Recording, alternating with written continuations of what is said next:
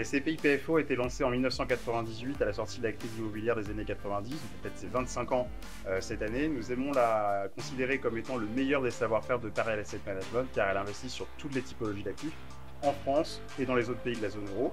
Donc pendant 25 ans, elle a su capitaliser sur les différents cycles immobiliers, ce qui lui permet d'avoir une gestion très active et de générer également des plus-values pour les associés.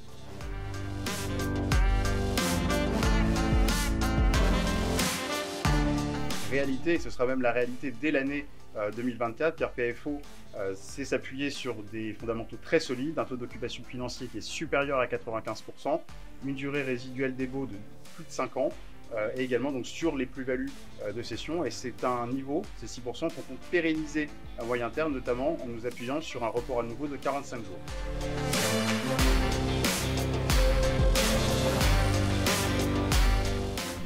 Avec de la collecte, déjà, et blague à part, le passif de la SCPI est composé à 80% de particuliers, donc c'est un passif qui est très granulaire et assez sécurisant pour les investisseurs. Et au-delà de ça, nous avons une politique de gestion de la liquidité, notamment pour les assureurs et les institutionnels, qui en détail empêche un assureur ou un institutionnel d'avoir plus de 5% de la capitalisation de la SCPI. L'ensemble de ces acteurs ne peuvent pas avoir plus de 30% de la capitalisation de la SCPI et ne peuvent pas retirer plus de 0,5% de la capitalisation chaque mois.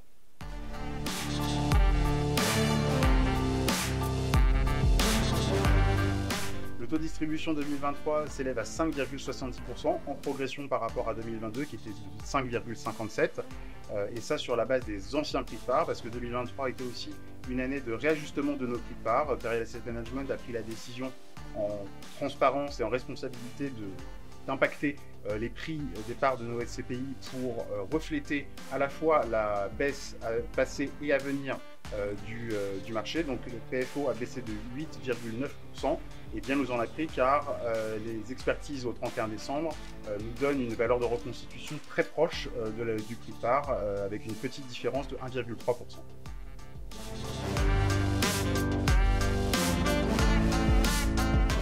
Sur le plan des valorisations en 2024 et à partir des données disponibles à ce jour, nous projetons une stabilisation de la valeur de part. Côté distribution, une fourchette de distribution comprise entre 5,90 et 6,30, ce qui correspond en dividende net versé en euros à l'équivalent de 2023, voire une progression.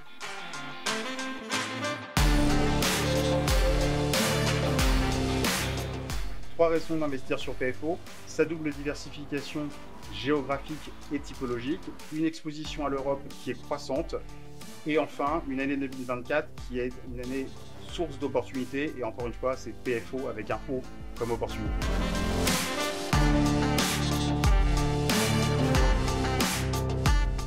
Notre mantra c'est PFO, 25 ans et tout du jeune SCPI.